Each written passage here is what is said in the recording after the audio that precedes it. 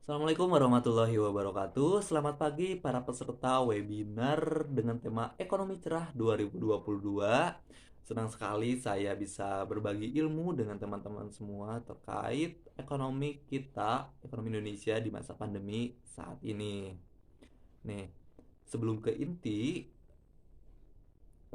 kita akan berbagi dulu nih. Teman-teman tahu nggak sih bahwa pandemi COVID-19 ini sangat berdampak terhadap segala sektor lini kehidupan. Dan ternyata sektor ekonomi yang paling terdampak oleh adanya COVID-19 di Indonesia sekarang. Dan berdasarkan survei yang dilakukan pada April 2020, sebanyak 87,5% pelaku UMKM terdampak dengan adanya COVID. Di antaranya sebanyak 93,7% ini terdampak negatif dari sisi penjualan.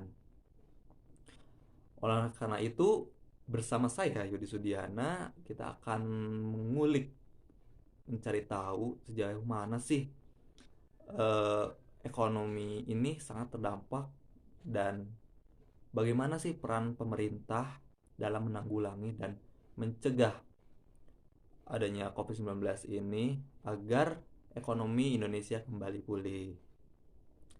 Dan untuk itu kita tahu ya bahwa peran pemenuhan ekonomi di Indonesia mungkin sangat kita rasakan ya.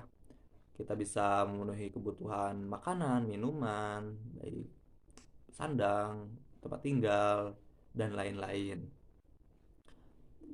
Mungkin kita tahu ya bahwa Indonesia dikenal sebagai negara agraria ya, karena sebagian besar mata pencaharian kita adalah sebagai petani. Oleh karena itu, eh, pemerintah selaku yang berwenang ya, terus memenuhi kebutuhan masyarakat ya, untuk ekonomi, karena kan sekarang banyak sekali ya bantuan-bantuan pangan ya yang dilakukan oleh pemerintah. Nah, namun ternyata sektor agraria ini bergeser ke dalam sektor industri. Oleh karena itu, pemerintah terus melakukan pencegahan ya untuk menanggulangi COVID ini. Mungkin kita di awal COVID ya kita tahu adanya dan merasakan adanya PSBB ya, lockdown, mungkin di daerah tertentu ada lockdown. Terus kemarin-kemarin kita merasakan PPKM yang dilakukan oleh pemerintah, dan sampai sekarang PPKM yang berlevel-level ya.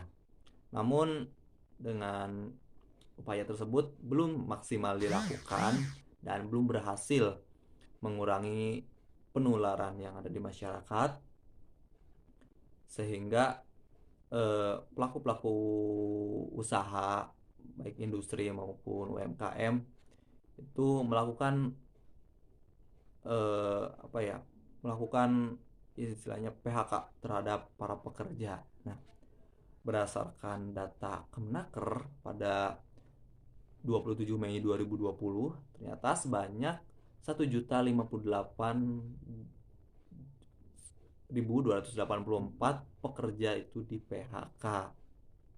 Nah, ini mungkin data yang miris ya, karena adanya pandemi ini para pekerja harus dirumahkan dan sampai sekarang belum bisa menerima pekerjaan tersebut. Oleh karena itu, angka pengangguran di Indonesia itu sangat tinggi. Sebenarnya apa sih yang harus dilakukan pemerintah dan solusi yang ditawarkan kepada para pekerja tersebut? Sebenarnya poin pertama itu pemerintah harus membantu atau melindungi UMKM ya, dengan UMKM yang dilakukan, usaha-usaha yang dilakukan masyarakat itu harus berada pada pengawasan dan perlindungan oleh pemerintah untuk kesejahteraan para pekerja. Mungkin poin kedua adalah yang harus dilakukan itu meningkatkan skill dan kemampuan melalui bantuan BLK dan kartu prakerja. Nah, ini untuk para pekerja yang di PHK itu harus mendapat perhatian pemerintah. Nah, melalui kartu prakerja ini diharapkan dapat mensejahterakan para pekerja gitu, melalui peningkatan skill dan kemampuan. Nah, dan mungkin solusi lain yang perlu dilakukan ya agar ekonomi tetap berjalan di masa pandemi sekarang ini, mungkin perusahaan-perusahaan besar atau perusahaan industri itu harus melakukan mungkin hybrid, ya sistem hybrid, tapi mungkin sebanyak sekarang sudah dilakukan ya, tapi untuk itu harus ditingkatkan agar ekonomi tetap tetap pulih. Melalui hybrid ini mungkin yang akan bekerja langsung itu langsung ke industrinya itu harus mendapatkan medical check up dulu semua, agar tahu ya bahwa dia itu punya riwayat apa gitu. Para pekerja ini punya riwayat apa.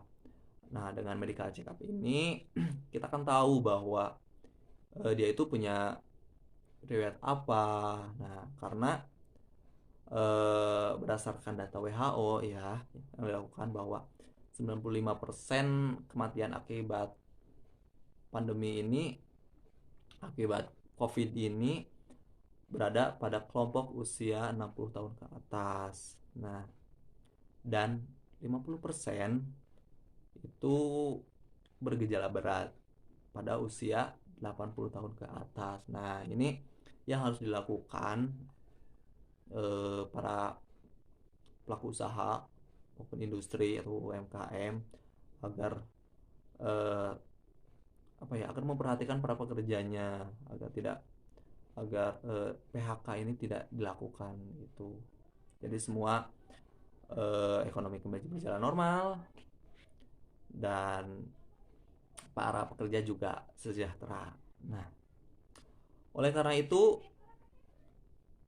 balik lagi ya bahwa peran pemerintah ini sangat penting terhadap pemulihan ekonomi nasional, dan tentu kitanya sendiri yang harus mematuhi peraturan pemerintah tentu saja, dan tetap menerapkan protokol kesehatan, karena dengan protokol kesehatan kita akan mencegah terjadinya penularan di sekitar kita.